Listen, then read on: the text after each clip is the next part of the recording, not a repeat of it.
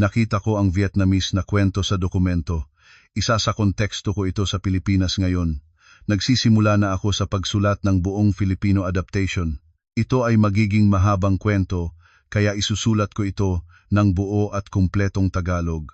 Ang asawang nagdala ng mga magulang niya at nagpanggap na nagtatrabaho sa ibang bansa ng 4 na taon.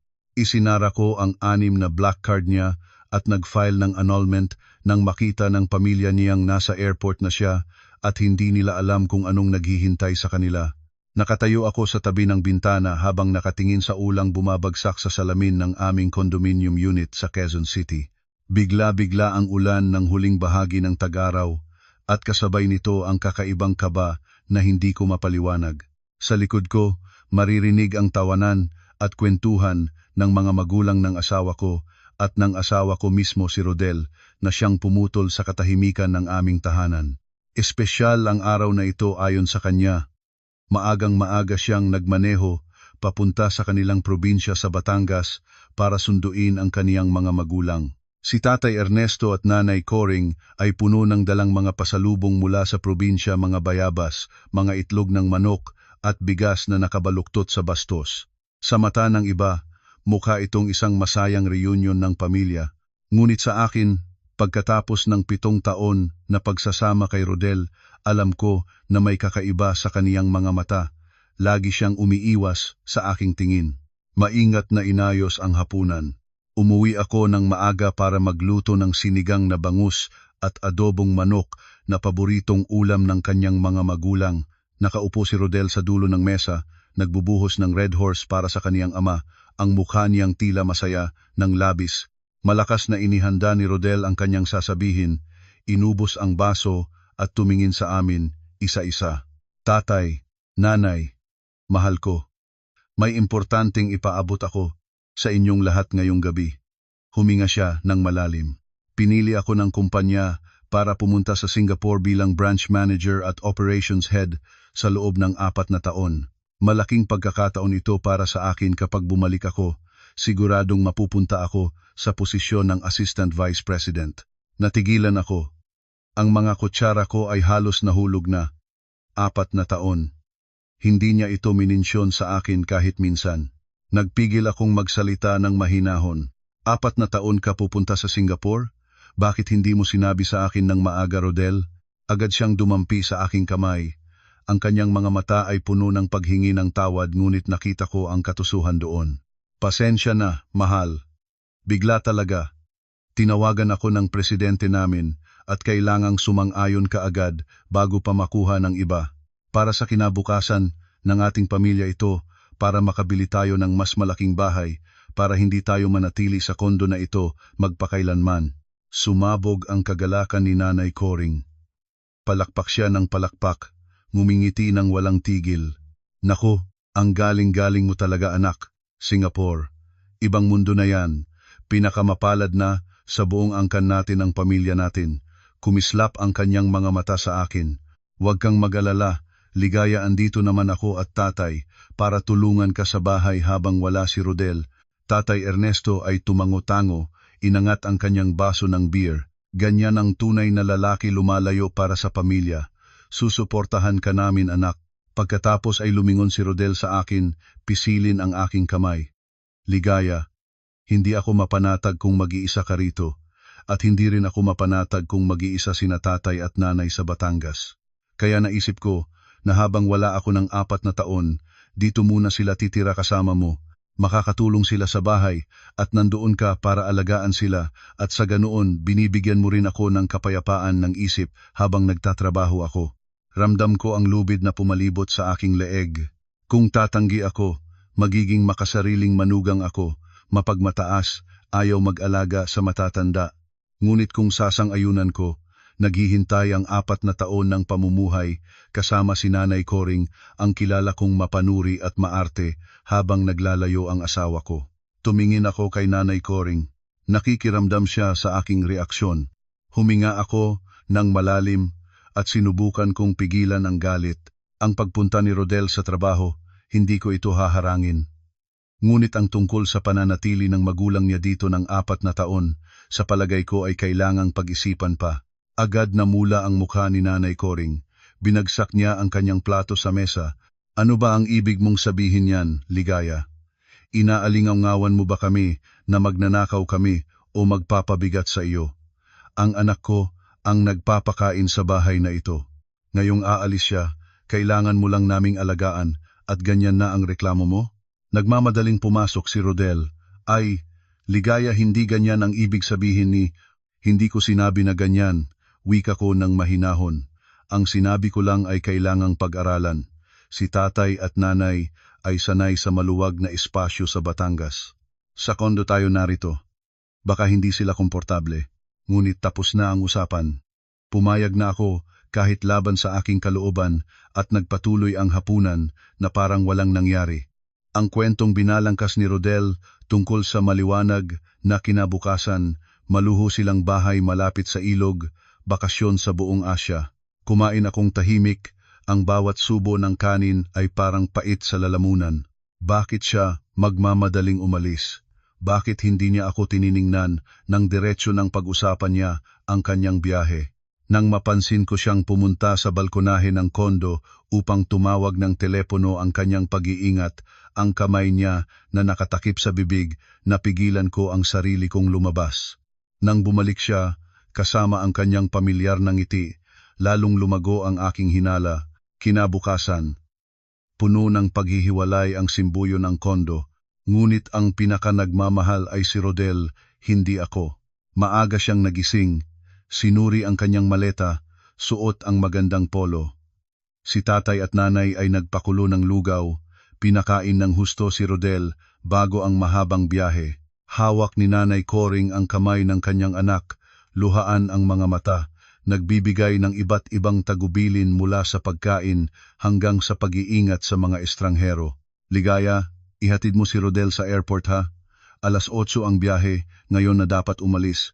Tahimik na kinuha ko ang aking bag at susi. Sa daan patungong NAIA Terminal 2, patuloy na hawak-hawak ni Rodel ang aking kamay, nagsasalita ng matamis na mga salita. Mag-iingat ka sa sarili mo ha. Pagdating ko roon, video call agad tayo. Huwag kang magpapagod ng labis. Kung may hindi mapagkasunduan sina tatay at nanay, pasensya na lang at huwag sagutin ng ganoon. Nagmamaneho ako ng walang salita. Ang mga mata ko ay nakatuon sa daan. Sa puso ko, hindi lungkot ang nararamdaman, kundi kalamigan at pagod. Sa salalayan ng departure, niyakap niya ako ng mahigpit, hinalikan ang aking noo ng malakas at humila ng kanyang maleta papasok sa loob nang hindi pa umabot ang emosyon sa akin. Lumingon siya at nagpaalam na nakangiti. Nakatayo ako roon habang nawawala ang kanyang likod sa likod ng automatic na pintuan. Dapat akong umiyak. Ngunit parang may mabigat na nabunot sa aking balikat at kasabay nito ay bumalik ang kaba ng nakaraan. Bumalik na ako sa kotse, sinisimulang palakasin ang makina. Nagalaw ang aking telepono sa loob ng bag ko. Isang mensahe mula sa bangko, malamang buwan ng bayad o advertisement lamang ito. Kinuha ko ang telepono at binasa ang mensahe. Nagyelo ang aking dugo. Ang inyong international credit card, supplementary, ay ginamit para sa isang transaksyon na nagkakahalaga ng Yellen 450,000. 00 sa Rustans, Makati. 5 beses kong binasa ang mensahe. Rustans, Makati, isang high-end na department store sa gitna ng Makati, jewelry section. Ang supplementary card na ito ay binuksan ko para kay Rodel para sa kanyang paggamit sa mga business na okasyon. Ngunit sinabi niya na nasa loob na siya ng NAIA, hawak na ang boarding pass. Paano nagamit ang kanyang card sa Makati ng eksakto sa oras na ito? 2 posibilidad. Nahack o ninakaw ang card o wala siya sa airport gaya ng sinabi niya. Napatigil ako sa tabi ng daan at tinawagan ang hotline ng bangko. Malamig ang aking boses, walang panginginig. Gumagawa ako ng reklamo tungkol sa pinaghihinalaang fraudulent na transaksyon. Hinihingi ko ang agarang pag-lock ng lahat ng cards na konektado sa account na ito, pati ang supplementary at ang primary. Matapos ang tawag, nanatili akong nakaupo ng tahimik sa kotse. Ang aking mga kamay ay mahigpit na kumapit sa manibela, puti ang mga knuckle. Kung ninakaw ang card, tatawagan niya ako kaagad. Ngunit tahimik ang aking telepono. Tinawagan ko si Rodel. Patay ang linya. Nagbukas ako ng banking app at sinuri ang kasaysayan ng transaksyon. Bukod sa malaking halaga kanina, may mga maliliit na transaksyon sa nakaraang linggo, mga restaurant na hindi ko kilala, mga butik na kailanman ay hindi ko pinuntahan. Hindi na kailangang mag-isip pa. Nang makita ko ang pattern, naunawaan ko na, nalinlang ako. Isang elegante at malupit na panlilinlang. Nagpaalam siya sa akin habang nagpapanggap na nagtatrabaho at ang perang pinaghirapan namin ay ginagamit niya para sa iba. Nagpigil ang aking luha. Hindi makakatulong ang pag-iyak ngayon. Kailangan ko ng katibayan. Naalala ko si Tonyo, malapit na kaibigan ko mula sa kolehiyo na nagtatrabaho sa IT at may malawak na koneksyon. Tonyo, si Ligaya ito. Kailangan ko ng tulong na apurahan. Kailangan kong alamin kung nasaan ang isang tao at kung ano ang kanyang ginagawa. Buhay-buhay ang usapin para sa akin. Pumayag si Tonyo kaagad. Nang umuwi ako ng gabi, bukas na ang mundo ng pag-aalala ko. Ang sala ay nagulo na parang pintuan ng baguyo. Kalat ang balat ng mani at chicharon sa sahig. Naiwan ang mga baso sa mesa. Malakas na nagsusulutan ang TV. Nakahiga si Tatay Ernesto sa sofa, natutulog. Nakahukay si Nanay Coring sa ref. Nang makita niya akong pumasok, isinara niya ang ref ng malakas. Ay nako, Ligaya, saan ka napunta? Gutom na kami dito. Hindi ka nagluto ng hapunan, iniwan mo kaming dalawa na walang makain. Tiningnan ko ang aking relo. 6:30 ng hapon. Kakauwi ko lang mula sa trabaho. Pinigilan ko ang sarili at inilapag ang bag. Nanay, umuwi na lang po ako galing trabaho. May bigas at ulam sa ref, pwede naman po kayong magluto. Kumislap ang mga mata ni Nanay Coring. Nagtayo ang kamay sa baywang. Ganyan ka ba magsalita sa matatanda? Ako ay biyenan mo, hindi ako narito para magluto para sa iyo. Ang anak ko ang nagpapagod para kumita ng pera para sa bahay na ito. Ngayong wala siya. Ang trabaho mo lang ay ang mag-alaga sa amin, pero kahit ganyan ay hindi mo magawa? Tiningnan ko siya ng diretsyo, walang pagkikilala sa lungsod ng pag-atake. Noon ay nagpipigil pa rin ako para sa kapayapaan ng pamilya, para kay Rodel. Ngunit ngayon, alam ko na nagsinungaling si Rodel sa akin. Ang respeto ko sa pamilyang ito ay naibayad na ng labis. Tama po kayo, Nanay. Kayo rin ay nagtatrabaho para kumita ng pera. Ang kondo na ito ay kabahagi rin ng aking perang pinaghirapan. Hindi ako alipin ni Numan. Humalakhak si Nanay Coring, naghanda ng pag-ulan ng pangungusap. Ginapos ko siya ng tingin at pinalakad patungo sa kusina. Nanay, dahil matagal tayong magsasama, malinaw nating itakda ang mga alituntunin para hindi tayo mag-away. Lumabas si Tatay Ernesto mula sa pagkakatulog niya, nagtitingin ng naguguluhan. Nang makita nila akong seryoso, nakinig sila ng involuntaryo. Una, tungkol sa pagkain. Magluluto lang ako ng hapunan. Ang almusal at tanghalian ay kanya-kanya na. Lalabas ang pagkain sa ref para sa inyo. Ang sino mang kumain ay siya ring maghugas ng kanyang pinggan at hindi ito ihahayaang mabaklas sa lababo. Sumisigaw si Nanay Coring, ikaw, hindi ko siya pinabigyan ng pagkakataon. Ikalawa, ang kalinisan. Ang sahig ng kondo ay gawa sa parke. Walang basurang itatapon sa sahig. Ang bawat silid ay linisin ng sino mang gumagamit. Huwag pumasok sa aking kwarto kung walang pahintulot. Namula si Nanay Coring, lumingon kay Tatay Ernesto. Ikatlo, respeto sa privacy. Kapag pagod na akong galing trabaho, kailangan ko ng pahinga. Ang TV ay ibababa ang volume pagkatapos ng 10:00 ng gabi. Pakinggan mo ito, sabog ni Nanay Coring sa asawa. Ang aming manugang ay sumasakay na sa ulo namin.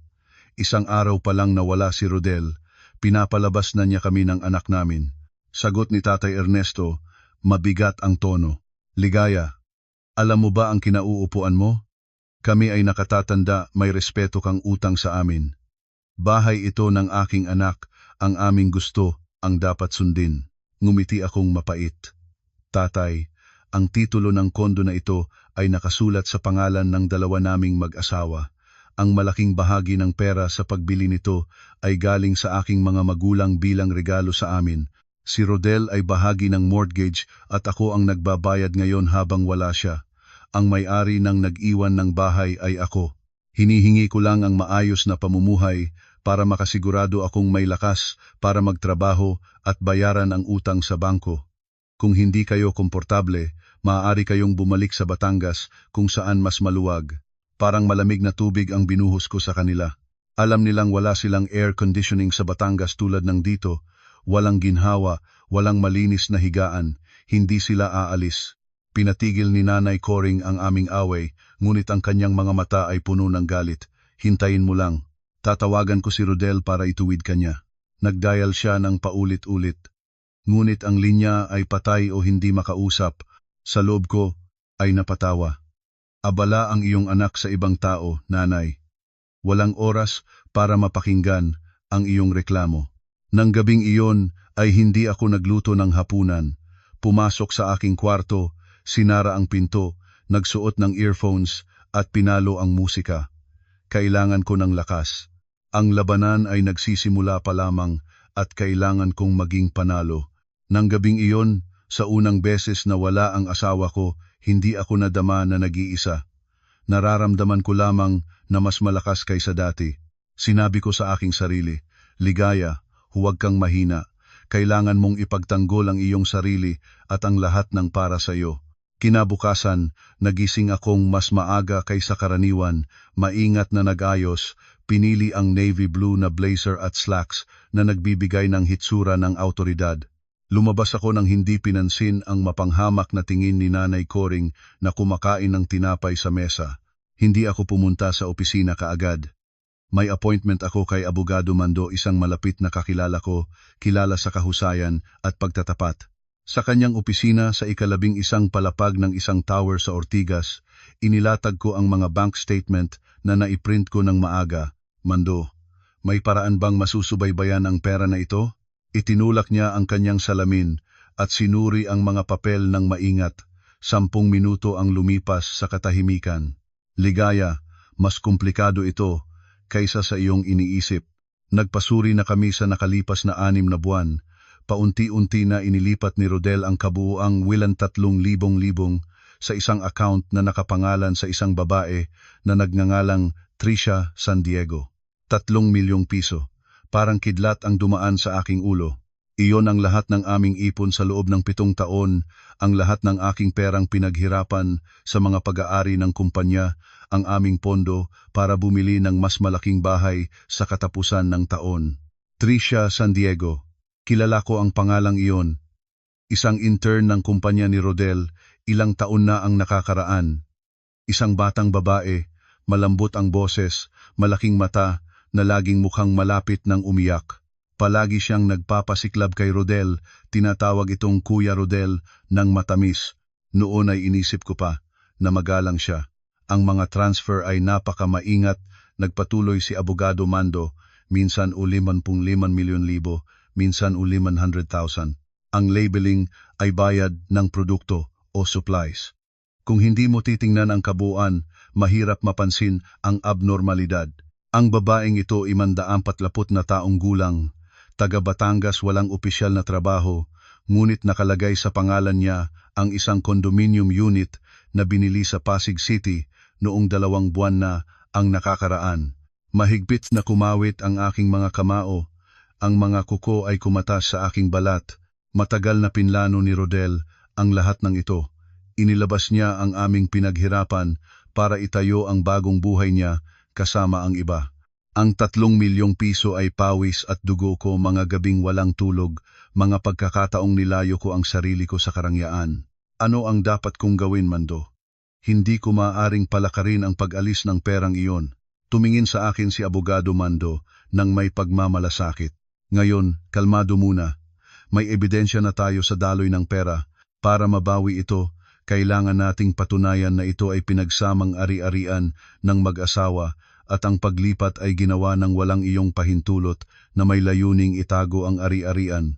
Tutulong akong gumawa ng petisyon ng annulment at hihiling tayo sa korte ng agarang pansamantalang utos na i-freeze ang lahat ng assets. Ngunit una, kailangang tiyakin natin kung nasaan si Rodel. Hahanapin ko siya. Habang lumalakad patungo sa elevator ng gusali ng abogado, natanggap ko ang tawag mula kay Tonyo. Ligaya, tingnan mo ang image na ipapadala ko. Huminto ang aking puso.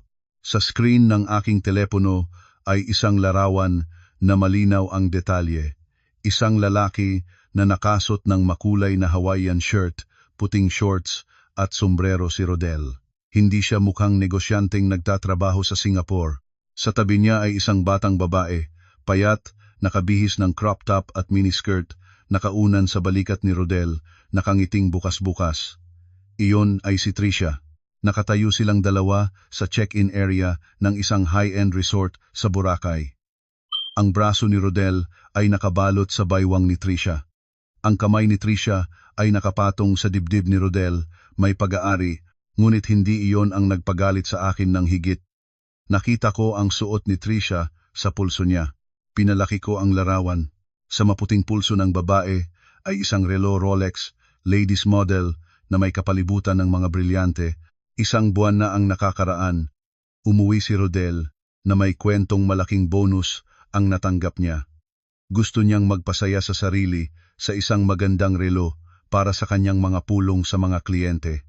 Nagtiwala ako, masaya pa nga ako para sa kanya. Nagbili pala siya ng magkaparehang relo, isang para sa kanya, isang para kay Tricia. Ang relong pangbabae na matagal ko nang pinapangarap, ngunit inabala ang pagbili dahil sa gastos, nakasuot ito ngayon sa pulso ng kanyang kabit. Lumuha ako sa galit, ngunit mabilis kong pinunasan ang mga ito. Ang mga luha ay hindi makakatulong. Kailangan ko ng ebidensya, Tonyo. Nahanap mo rin ba ang booking information? Oo. Villa sila sa beachfront, 7 gabi. 55,000 bawat gabi total na 50,000 para sa kwarto. Kasama ang eroplano, pagkain at regalo. Inubos ng biyaheng ito ang halos kalahating milyon. Sa bahay, nag-aaway si Nanay Coring sa akin ng piso-piso ang pagkain. At doon sa Boracay si Rodel ay nagastos ng kalahating milyon para sa kanyang kabit nang walang kunot sa noo. Pinahid ko ang aking luha. Tumingin kay Tonyo. Pasalamat ako sa iyo, Tonyo. Ang larawang ito at ang booking information ay gintong ebidensya para sa korte. Naisave ko na ang lahat kasama ang check-in na nakapost ng babae sa Instagram, private account, ngunit nakuha ko. Isinulat niya na inabot na siya ng kanyang magiging asawa sa pre-honeymoon. Magiging asawa. Pre-honeymoon. Nangako pala si Rodel sa kanya na iaanul ang aming kasal para pakasalan siya. Naisip niya akong tanga, isang mababang antas na asawa na nagbabantay ng bahay habang nag-aaksaya siya ng aming ipon kasama ang iba. Tumayo ako at inaayos ang aking damit. Tutungo na ako kay Abogado Mando. Oras na para harangan ang lahat. Sa opisina ni Abogado Mando, inilatag ko ang lahat ng bagong ebidensya, ang larawan sa Boracay, ang booking information sa resort, ang bank record ng pagbili ng relo sa Rustans Makati. Suri ni Abogado Mando ang bawat pahina, tumango ng buong kasiyahan. Napakagaling, Ligaya. Sa mga ebidensyang ito, tiyak ang aming kahilingan na mag-freeze ang korte ng assets ni Rodel. Ang paglipat ng 4 na milyon ay malinaw na pagtakas ng ari-arian. Ang kanyang pag-aaksaya habang nagsisinungaling na nagtatrabaho siya ay matibay na legal na basehan. Nakatayo ako ng tuwid, walang kibot ang aking boses. Gusto kong mag-file na ng annulment ngayon. Kasabay nito, gusto kong i-freeze ng korte ang lahat ng account ni Rodel kasama ang sahod at investments niya. Ang kanyang sasakyan ay dapat ding ipagbawal sa pagbibili o pagiging collateral. Tumingin sa akin si Abogado Mando, may pagmamalasakit sa mga mata. Ligaya, sigurado ka na ba? Kapag na-file na at naibigay na ang freeze order, walang pabalik na daan. Ang relasyon ninyong mag-asawa ay magtatapos sa pagkakataong ito sa praktiko, kahit na may oras pa ang legal na proseso. Ngumiti akong mapait, puno ng kapaitan, ngunit determinado, walang pabalik na daan. Siya ang sumira sa tulay na iyon nang sumakay siya sa eroplano patungong Boracay kasama ang iba.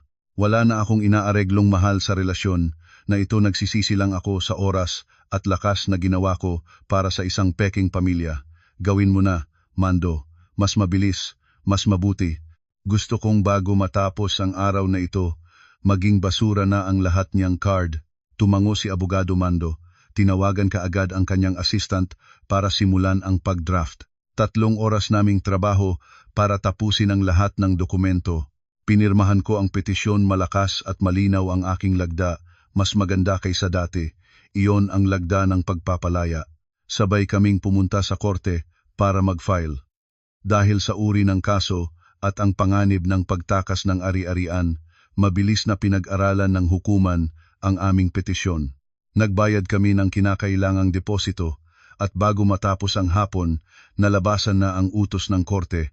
Isang opisyal na dokumento na may pulang selyo na humihingi sa lahat ng bangko na i-freeze ang mga account ni Rodel Manalili. Isang kopya ay ipinadala sa LTO para harangan ang paglipat ng kanyang sasakyan. Hawak ko ang papel, parang naalis ang 1,000 kilong bigat sa aking balikat. Tinawagan ko si Tonyo. Tapos na, Tonyo. Nabitag na ang lambat. Hintayin na lang nating dumausdos ang isda. Magaling. Sigurado akong magkakaroon ng bagyo sa Boracay ngayong gabi.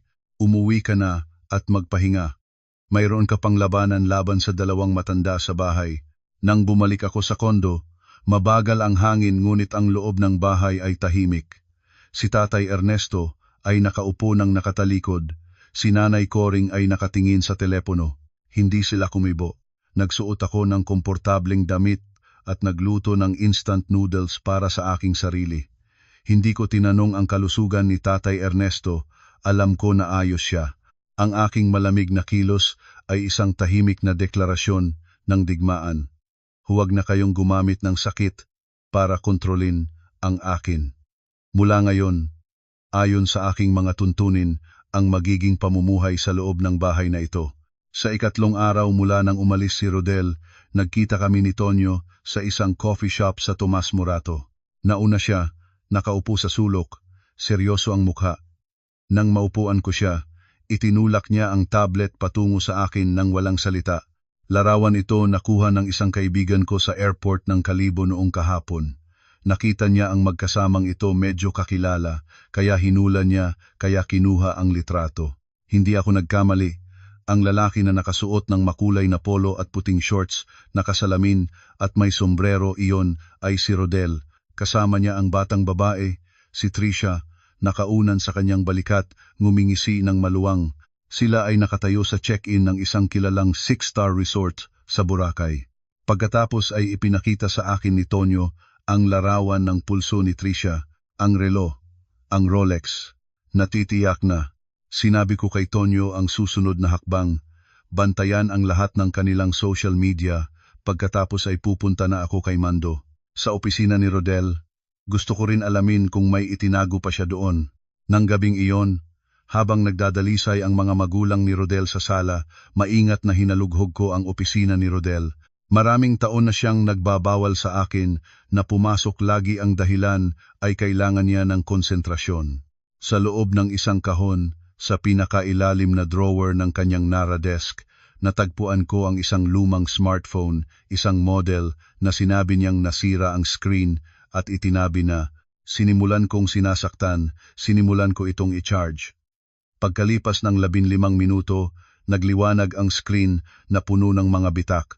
Sinubukan ko ang kanyang birthday mali, ang aming anibersaryo mali, ang birthday ng kanyang ina mali. Naalala ko ang birthday ni Trisha mula sa impormasyon ni Tonyo. Pinasok ko ito, bumukas ang telepono, nanginig ang aking puso. 2 taon na silang nagkikita, simula pa nang may ginagamit pa siya ng teleponong ito. Binuksan ko ang recordings folder. Kasama ang mga boring na trabahong file, may isang recording na may pamagat na mga plano sa hinaharap, haba, 64 minuto. 6 na buwan na ang nakakaraan. Pinindot ko ang play. Lumabas ang boses ni Rodel ngunit iba ang tono, hindi ang matino at kapaki-pakinabang na asawang kilala ko. Iyon ay ang boses ng isang taong nagtataktika, nagsasalita sa isang kaibigan nang may tawang tawa. Huwag kang mag-alala, kaibigan, pinag-isipan ko na ang lahat. Ang asawa ko ay tanga araw-araw, ay trabaho at bahay lang ang alam niya. Ipapasama ko sina tatay at nanay sa kondo. Magdadahilan akong nagtatrabaho sa Singapore ng 4 na taon at siya ang mag-aalaga sa kanila habang wala ako. Alam mo naman si nanay ko mapanuri, mapang-abuso ang manugang niya. Sisiguraduhing pagod na pagod si Ligaya sa loob ng ilang buwan. Tatawanan ng kaibigan. Pupunta ka talaga sa Singapore. Rodel, Singapore kabog?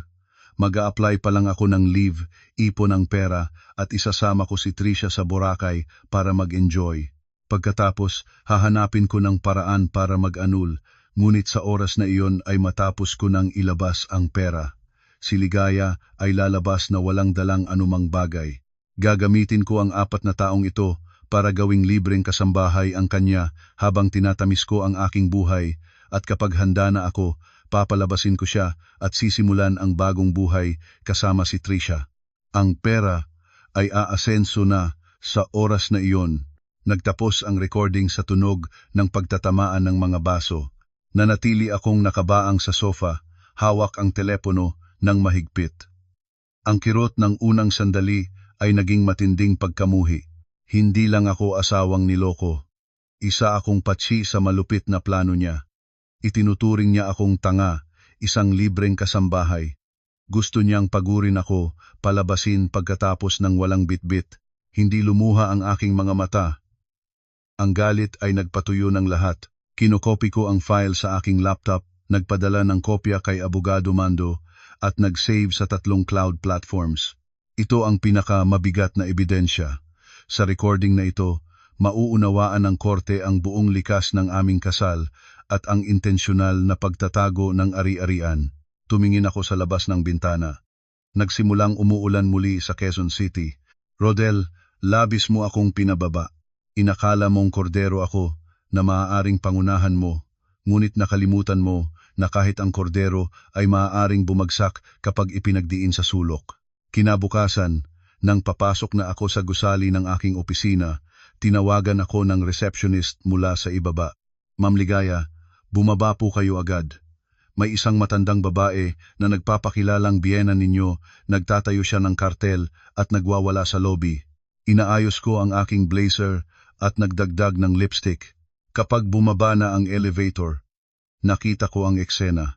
Si Nanay Coring, nakasuot ng naulilan na damit, gulong-gulo ang buhok, nakaupo sa gitna ng lobby ng gusali. Hawak niya ang isang piraso ng karton na may sulat na Ligaya Masama, nangangalunya, itinaboy ang biyenan. Palibot sa kanya, nagtitipon na ang mga empleyado mula sa ibang kumpanya sa gusali, nagkukuha ng larawan at video.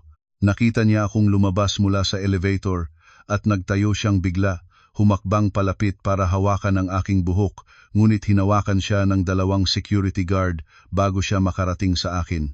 Sumigaw siya ng malakas. Aba, tingnan ninyo ang manugundang ng direktor. Ang asawa niya ay pagod na nagtatrabaho para sa kanya. Habang wala siya, nakikiapid siya at tinitaboy ang biyenan sa daan sa gitna ng gabi. Kung ganyan ka, ibabalik mo ang bahay ng anak ko. Nagsimulang mag-usap-usap ang mga nanonood. Sa kulturang Pilipino, ang kasalanan ng kahirapan sa magulang bata at pangangalunya ay 2 sa pinakamabigat na hatol na pinagdadala ng babae. Alam ni Nanay Coring ito. Sinasadya niyang atakihin ang aking dignidad. Nakatayo akong tuwid, hindi kumibo, hindi natakot. Hinintay ko ang aking assistant na mag-bring down ng isang portable Bluetooth speaker mula sa aking opisina. Inilabas ko ang aking telepono, kinausap ang grupo. Mga kasama, nangungusap po ako bilang Ligaya Manalili, paumanhin sa ingay. Pinili ng aking biyenan na resolbahan ang isang usapin ng pamilya sa publiko. Sinabi niyang nangangalo niya ako at tinaboy siya ng bahay. Hayaan ninyong makita ninyo mismo ang katotohanan. Pinataas ko ang volume at pinayagan ang recording na maparinig sa buong lobby. Ang boses ni Rodel ay lumabas ng malinaw sa speakers, ang bawat salita ng kanyang plano na gawing kasambahay ang asawa, tahulin ang ari-arian, at lumaya pagkatapos ay maririnig ng lahat. Pagkatapos ay nagpakita ako, sa malaking TV sa lobby ng kopya ng mga larawan sa Boracay kasama ang bank statement ng paglilipat ng liya 3 milyon. Tumahimik ang lahat. Pagkatapos ay nagsimulang bumuhos ang mga komento. Ang anak nga matanda ang nangangalo niya pala. Grabe nagsinungaling na nagtatrabaho sa ibang bansa pero nasa resort pala kasama ang kabit. Ang biyenan pa nagwawala dito. Alam naman na ang anak niyang mali. Namula, namutla, at saka nanigas si Nanay Coring. Ang karton sa kanyang kamay ay nahulog sa sahig. Nawala ang kanyang lakas nang marinig ang boses ng kanyang anak at makita ang mga larawan.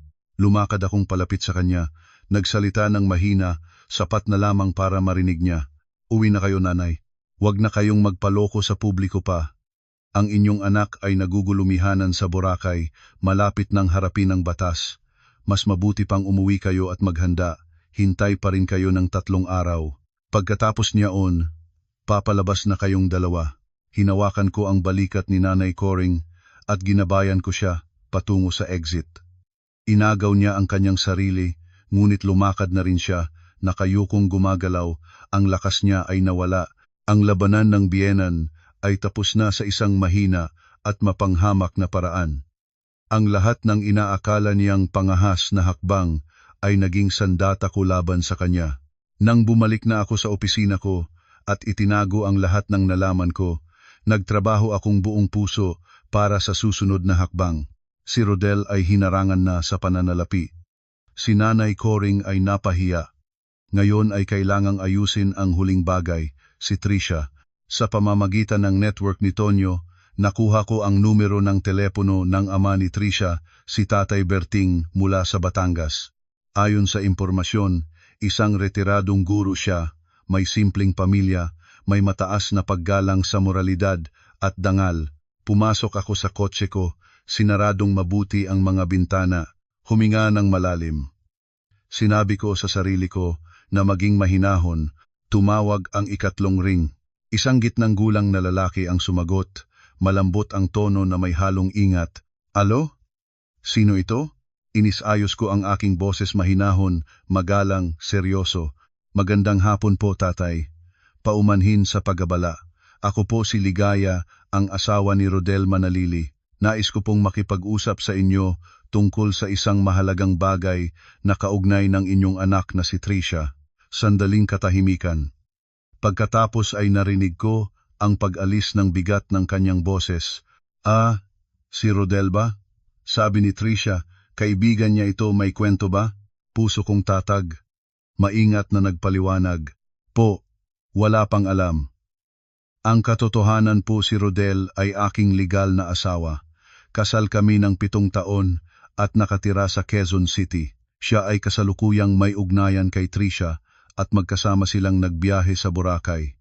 Tinawagan ko po kayo hindi upang sisihin si Tricia, kundi upang sabihin ang isang bagay na mas apurahan. Nakinig si Tatay Berting ng tahimik. Narinig ko ang kanyang mabigat na paghinga. Ang asawa ko po ay kasalukuyang iniimbestigahan ng pulisya dahil sa paglipat ng malaking pera nang walang pahintulot ko. Ang kanyang mga account ay na-freeze ng utos ng korte. Siya ay haharapin ang kaso ng annulment at posibleng kriminal na kaso. Si Tricia, bilang kasama niya sa mga transaksyon, ay maaaring maimplika sa investigasyon. Matagal na katahimikan. Pagkatapos ay narinig ko ang boses ni Tatay Berting na nangginig at naluwa. Salamat po sa impormasyon. Salamat. Hindi ko alam na ganyan. Aalamin ko. Itatawag ko si Tricia ngayon. Nagpaalam siya at pinutol ang linya. Ibinaba ko ang telepono. May kaunting lungkot na nararamdaman. Hindi ko naisakta ng matatanda, ngunit ito ay kinakailangan. Kapag nalaman ng magulang ni Tricia ang katotohanan at naglagay ng presyon sa kanya, aalis siya, at kapag nalalaman niyang walang pera at haharapin ng batas si Rodel, mawawalan siya ng motibasyon para manatili. Sa paraang ito, tinutulungan ko rin si Tricia na makalabas bago pa mahuli ng tuluyan. 3 araw ang lumipas ng mabilis. Tulad ng aking hula, nanatili sa kondo ang mga magulang ni Rodel. Ayaw lumipat kahit isang palatandaan. Naniniwala silang pagbabanta lamang ang lahat ng sinabi ko, na hindi maaaring itaboy ng manugang ang biyenan sa Pilipinas dahil sa takot sa tsismis at paghahatol ng lipunan. Nagkamali sila. Umaga ng ika-4 na araw, nag-leave ako ng kalahating araw, hindi ako pumunta ng mag-isa. Kasama ko si Abogado Mando, 2 miyembro ng staff ng pamamahala ng gusali at isang sheriff ng korte. Nagparinig kami ng doorbell. Tahimik ang loob, ngunit maririnig ang tunog ng TV. Muli akong nagparinig. Pagkatapos ay ginamit ko ang aking master key card, ngunit ang pinto ay nakatsain mula sa loob. Sinabi ni Tatay Ernesto mula sa loob, mapanghamon ang tono, "Huwag kang pumasok, pinalitan ko ng lock. Sino ka para palayasin kami? Bahay ito ng aking anak, karapatan namin rito." Lumingon ako sa sheriff at tumango. Nagsimula siyang videotape ang sitwasyon bilang opisyal na record. Nagsalita akong malinaw patungo sa pintuan. "Tatay, 3 araw na ang ibinigay ko sa inyo, hindi kayo gumalaw. Ang kondo na ito ay nakarehistro sa pangalan ng 2 naming mag-asawa. Si Rodel ay wala at nag-file na ako ng annulment. Bilang nag-iisang may-ari na narito, may karapatan akong ipatupad ang aking desisyon para sa aking pag-aari. Ang pagpapalit ng kandado nang wala sa aking pahintulot ay paglabag sa batas. Ngayon ay may kasama akong sheriff ng korte at pamamahala ng gusali. Kung hindi kayo magbubukas, ipapabuka namin ang pinto at isasagawa ang opisyal na ebakwasyon." Katahimikan sa loob. Binigyan ko ng hudyat ang locksmith ng gusali. Ang tunog ng drill ay tumagos sa hangin at sa loob ng 5 minuto, nabasag ang chain lock at bumukas ang pinto. Sa sala, nakaupo si Tatay Ernesto at Nanay Coring sa sofa, namumutla nang makita ang mga nakaunipormeng tao. Gusto nilang magreklamo, ngunit nahinto sila nang makita ang video camera ng sheriff. Itinuro ko ang mga karton na naihanda ko. Dinala ko ang mga tao para tulungan kayong ipack ang inyong mga personal na gamit, ang inyong damit, gamot, at sariling kagamitan lamang ang maaari ninyong dalhin. Ang lahat ng kasangkapan ng condo TV, ref, at decorations ay hindi kabilang. Ang bawat kahon ay susuriin bago lumabas. Ang mga kasambahay ay nagtrabaho ng mabilis at mahusay. Habang iniipon ang mga damit ni Nanay Coring, nagtangka siyang itago ang ilan sa aking mga branded perfume at jewelry, ngunit nakita ng kamera ang lahat. Nagiyak at nangasar si Nanay Coring ng buong oras. Tinatawag akong walang awa, masamang manugang. Pinatahimik ko ang lahat ng ito. Nang masara na ang huling kahon, nilapitan ko si Tatay Ernesto at ibinigay sa kanya ang isang sobre at isang piraso ng papel. "Tatay, kahit hindi na kayo nararapat sa aking pagmamalasakit, tinutupad ko ang aking huling obligasyon bilang manugang. Narito ang address ng isang mura ngunit malinis na guest house 2 kilometro mula rito. Binayaran ko na ang 1 linggong paninirahan. May U2,000 din para sa pagkain ninyo. Mula sa sandaling ito, wala na akong obligasyong alagaan kayo sa bahay na ito. Hanapin ninyo si Rodel o bumalik sa Batangas." Tinanggap ni Tatay Ernesto ang sobre. Nanginig ang mga kamay niya sa galit, ngunit itinago pa rin sa kanyang bulsa. Nanlisik ang kanyang mga mata sa akin sa huli. Pagkatapos ay hinila si Nanay Coring at lumabas. Pinanood ko ang kanilang mga likod na nawala sa hallway. Naging magaan ang aking puso. Pagkatapos ay hiniling ko sa locksmith na palitan ang lahat ng kandado ng pinakabagong fingerprint lock. Pagkatapos ng 5 minutong pag-beep ng bagong sistema, tumaob ang pintuan at naging simbol ng bagong kabanata ng aking buhay. Habang inililinis ko ang aking kanlungan, si Rodel sa Boracay ay dumaranas ng pinakamasamang oras ng kanyang buhay. Nang tawagan ang lahat ng kanyang card sa resort at na-reject ang lahat, hiniling ng restaurant manager ang bayad sa cash. Kinuha ni Rodel ang kanyang telepono para gumamit ng online banking. Lumabas ang mensahe sa screen.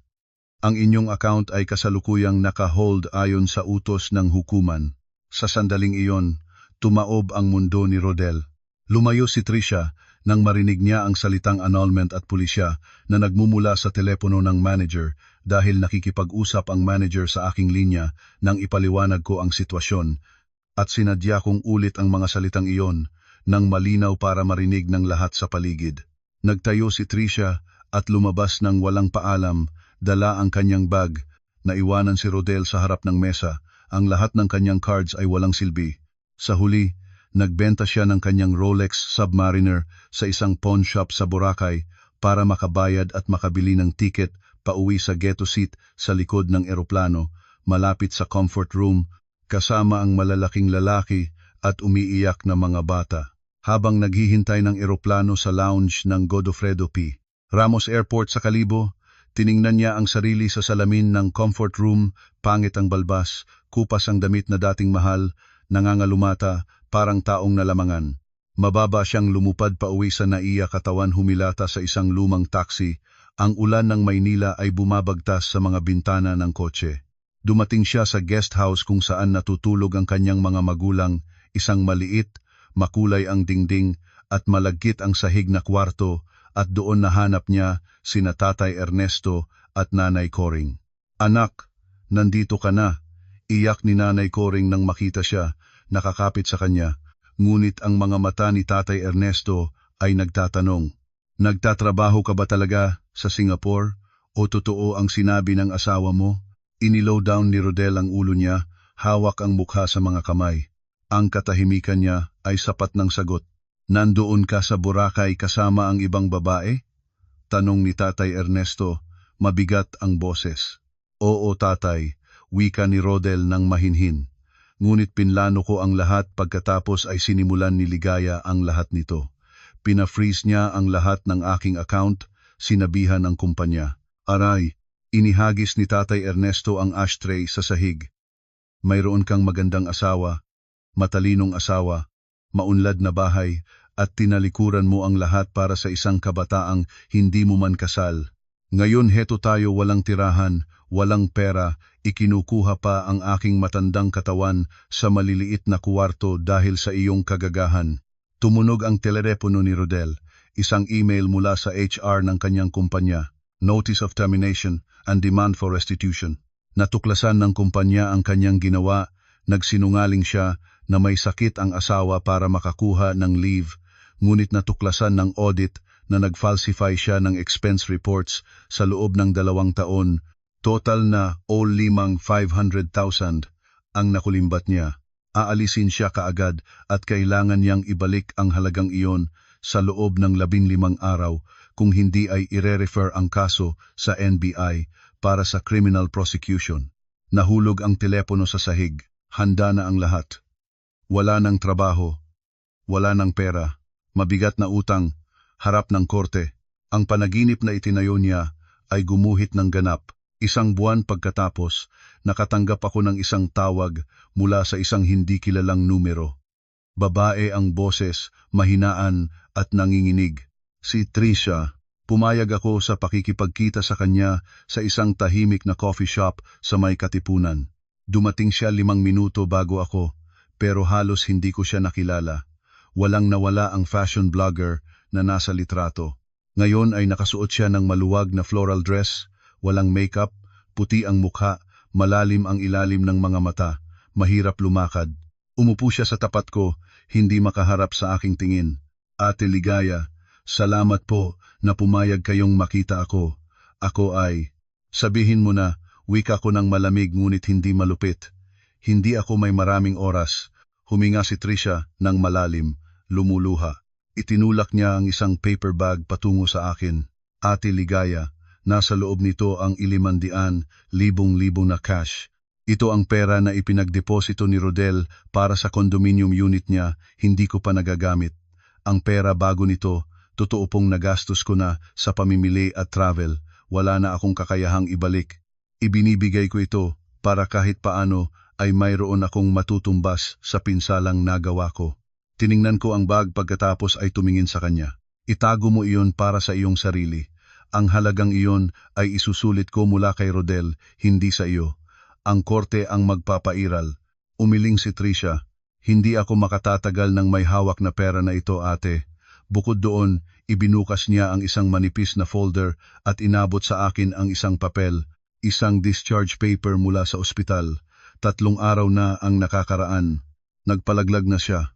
Nanigas ang aking pag-iisip sa saglit na ito. Ang sanggol ay walang kasalanan. Ngunit kung ang isang babae ay humusga na hindi siya makatatagal, sino akong magsalita laban doon. Nagpatuloy si Tricia. Ang boses niya ay halos hindi na marinig. Alam ko na magmamasid kayo sa akin, ate.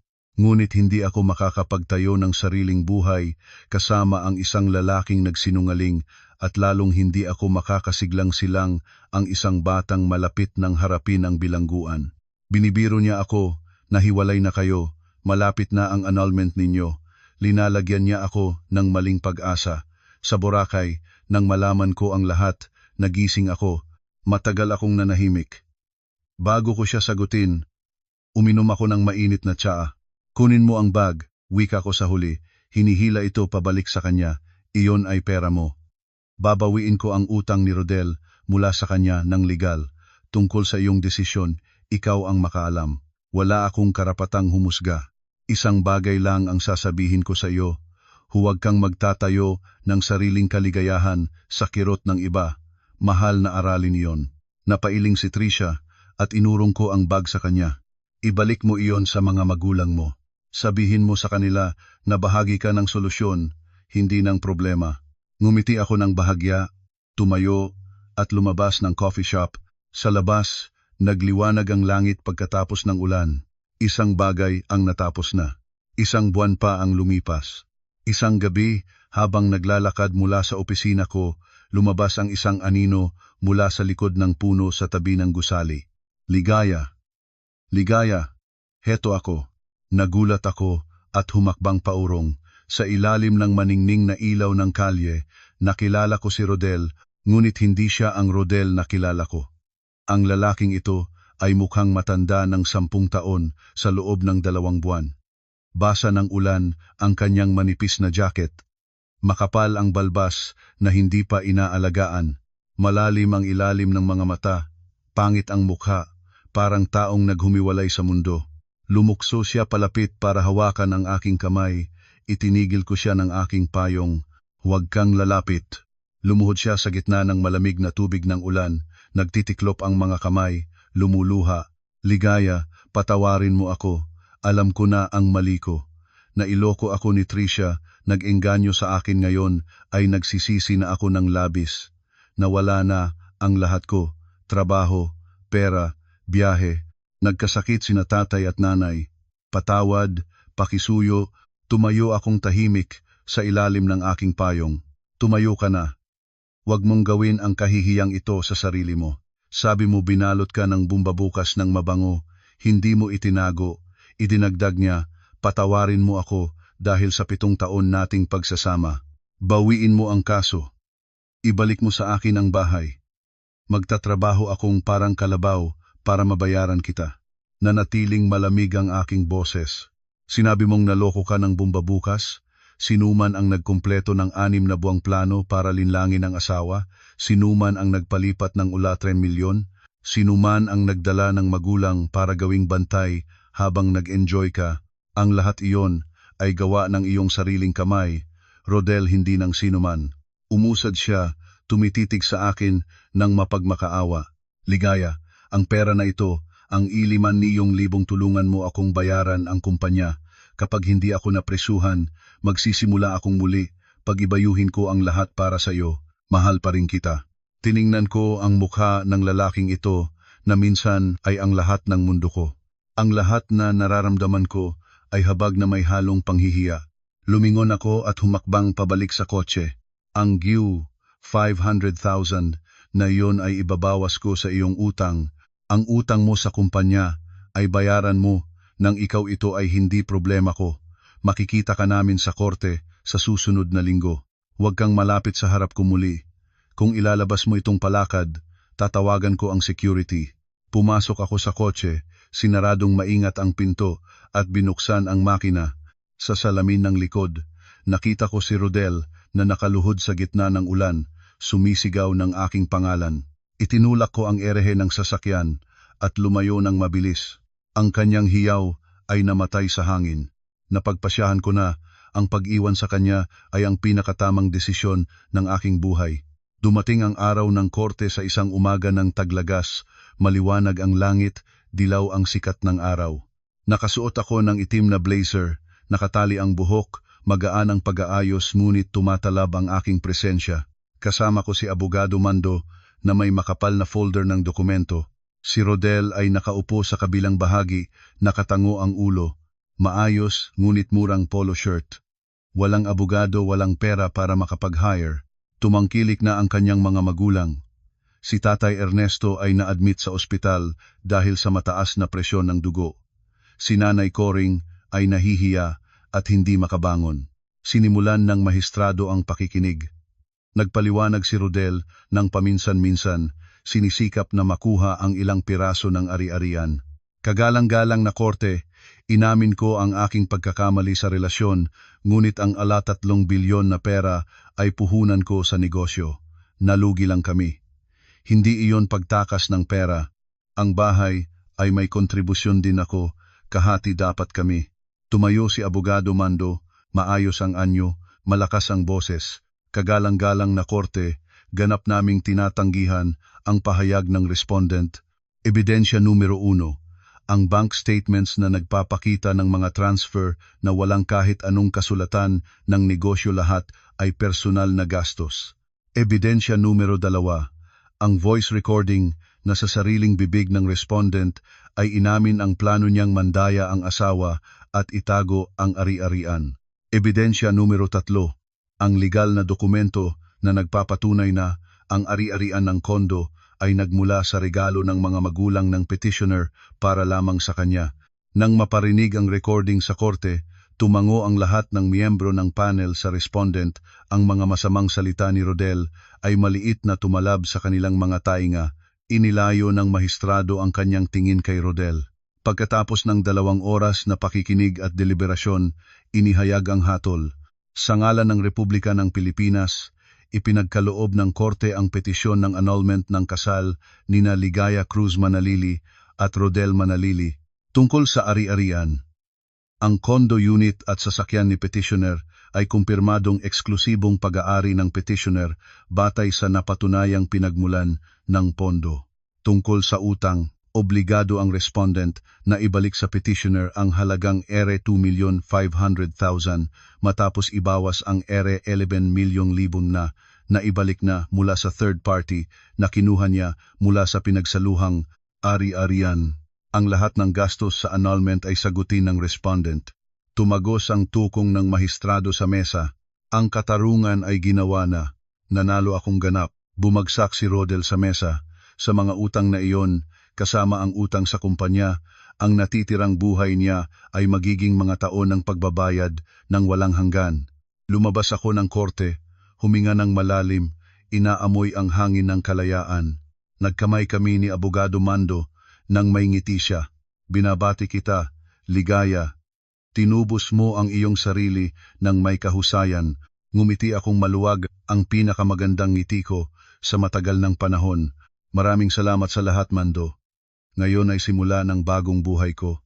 Hindi na ako lumingon sa likod kung saan si Rodel ay napapalibutan ng mga naghahabol sa kanya. Sumasakay ako sa kotse at nagmaneho ng mabilis, iniwanan ang lahat ng lumipas sa ubok ng usok. 2 taon pagkatapos, sa isang bar sa rooftop ng isang gusali sa Bonifacio Global City, nakaupo akong tahimik habang tinatamasa ang tanawin ng Maynilang nagliliwanag sa gabi. Sa aking kamay ay isang taas ng red wine at sa harapan ko ay kumikislap ang mga ilaw ng Metro Manila. Sa loob ng 2 taon, ganap na nagbago ang aking buhay.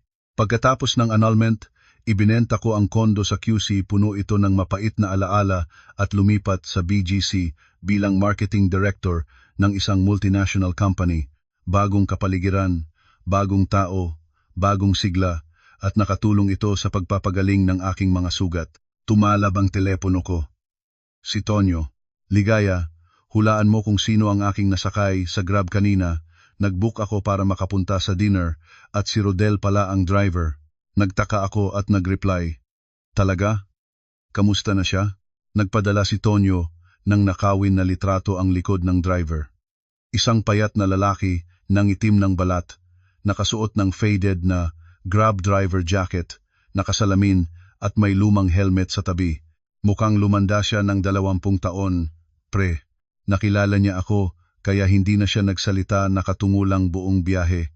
Nabalitaan ko nakatira sa isang boarding house, nagbabayad pa rin ng utang, nagtatrabaho raw ng gabi at araw. Sina Tatay Ernesto at Nanay Coring ay umuwi na sa Batangas, mayroon raw nagkasakit na si Nanay na malagi sa ospital, habang si Tatay ay lasing na naman daw. Totoo bang karma ito? Tiningnan ko ang litrato ng ilang sandali. Walang naramdaman, hindi tagumpay, hindi lungkot. Iyon lamang ang natural na bunga ng mga maling pagpili. Kung pinili ng mga ito ang tamang landas, marahil ay magkasama pa rin kaming lulusong ngayon sa ganda ng gabing ito. Ngunit ang kung ay hindi nangyayari sa tunay na mundo. Inilibing ko ang telepono ng pababa. Lumakad patungo sa akin ang isang lalaki, 2 baso ng cocktail ang hawak. Iyon si Anton, business partner ko, na matagal na ring naghahanap ng pagkakataon na lumayo mula sa negosyo at lumapit sa akin. Siya ay matanda at malalim, mahinahon at tapat, mabait at tapat.